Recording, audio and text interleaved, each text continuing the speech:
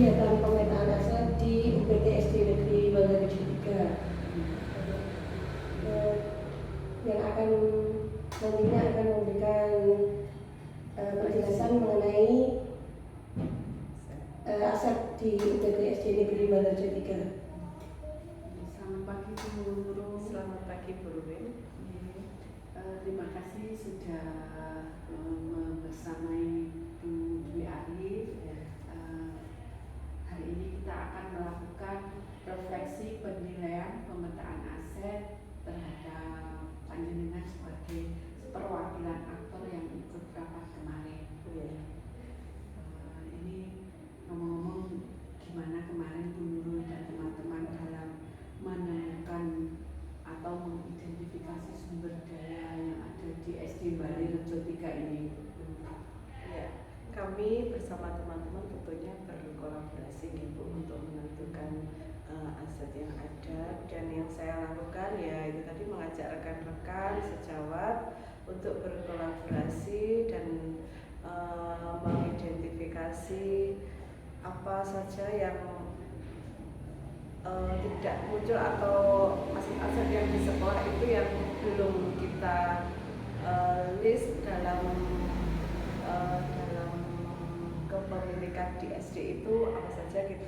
Tentunya dengan metode kita menggunakan sistem Bagja itu, dan dengan membuat pertanyaan dan pengambilan pelajaran serta menggali mimpi dan menjabarkan rencana lalu mengatur eksekusi. Saya meminta bantuan kolaborasi dengan teman-teman di SD Negeri 3. Berarti Bu Nurul kemarin mengikuti rapat dipandu oleh Bu Dwi sebagai CGP. Bu Dwi sudah menggunakan alur Bagja dalam mengajak berkolaborasi teman-temannya untuk mengidentifikasi sumber daya yang ada di sekolah. Nah, setelah itu apakah berhasil mengidentifikasi seluruh aset-aset yang ada di sekolah? Sebenarnya masih kurang sempurna ini Bu ya, karena banyak sekali kendala tentunya yang dihadapi dalam melakukan identifikasi tersebut, dan terkadang masih hanya memusatkan perhatian pada kekurangan saja tanpa menggali terlebih dahulu. Jadinya itu kendalanya. Tetapi untuk mengatasi tentunya kita juga ada trik, ada trik atau ada cara untuk mengatasi itu ya, dengan kita mengatasinya dengan mampu memandang segala aset itu dari sumber kegunaannya itu dan kekurangan yang ada itu digunakan untuk bagaimana dan memandang bahwa aset itu masih memiliki kekurangan dan perlu ditingkatkan dan atau bahkan ditambah dan dimunculkan sehingga sekolah itu nanti akan pada pemanfaatannya dengan pengelolaan sumber daya yang dimiliki tidak akan mengalami kendala atau kekurangan lagi. Untuk berhasil mengidentifikasi, mengatasi tantangan waktu proses identifikasi, kemarin prosesnya berjalan lancar begitu ya Bu. Apakah langsung mindset teman-teman itu sudah sama atau perlu diluruskan dulu? Tentunya perlu ada kelurusan, perlu ada menyamakan persepsinya tersebut. Dan untuk menyamakan tentunya kita harus sama-sama bagaimana toh ini untuk mengali aset-aset yang ada di sekolah ini, ayo kita temukan bersama-sama ya, menyamakan persepsi dipandu dengan menggunakan alat baja sehingga tantangan-tantangan yang ada di proses pemetaan itu bisa diatasi ya. Setelah melewati proses diskusi, proses identifikasi, akhirnya berhasil. Bagaimana perasaan Bu Nurul dan teman-teman sudah berhasil mengidentifikasi sumber daya yang ada di sekolah?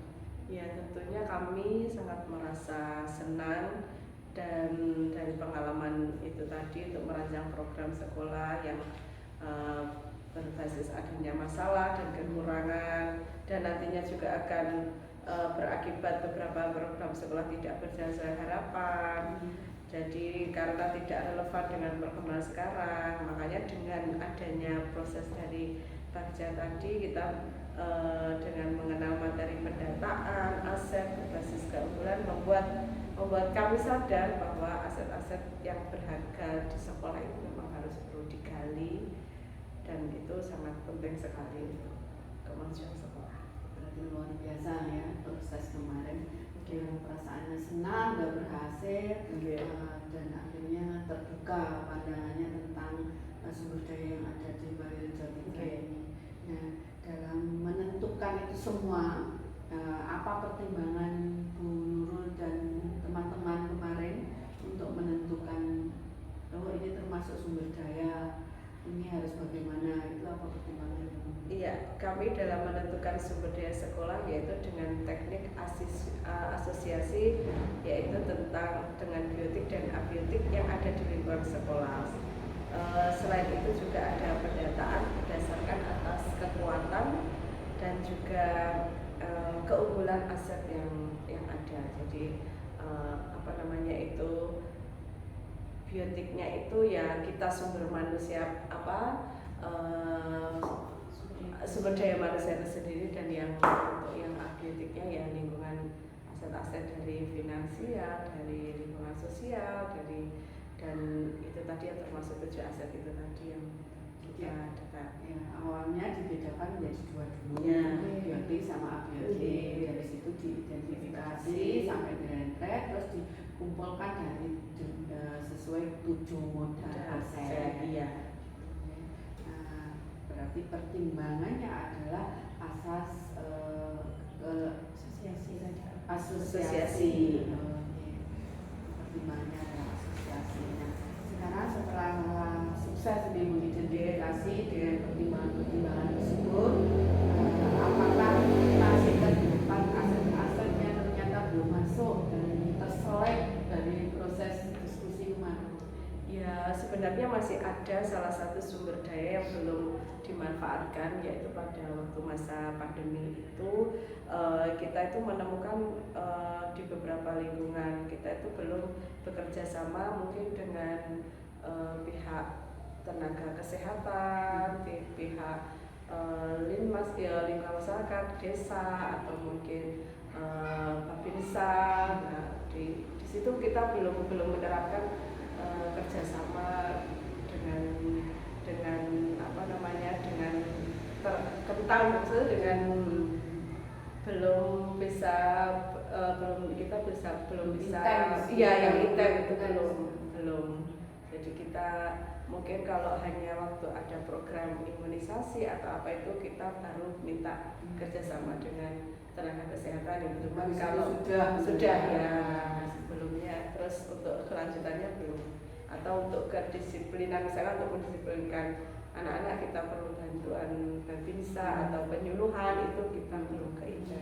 Belum ada MOU yang pasti antara sekolah yang tiap tahun misalkan kegiatannya ini. Padahal bentuk kerjasama dengan instansi yang terkait itu termasuk salah satu modal aset. Gitu ya. Luar biasa. Berarti kemarin diskusi berjalan dengan Gayen dan dapat ilmu bagja itu. Setiap program alat berpikir kita lebih mudah dengan menggunakan alat bagja. Terima kasih sudah mendukung Bu Dwi dalam pendidikan, menerapkan hasil belajarnya di PPP tentang pemetaan aset. Terima kasih. Terima kasih. Ilmunya yang sangat luar biasa, jadi tahu. Terima kasih Bu. Sampai di sini untuk refleksi dengan teman sejawat. Assalamualaikum. Waalaikumsalam.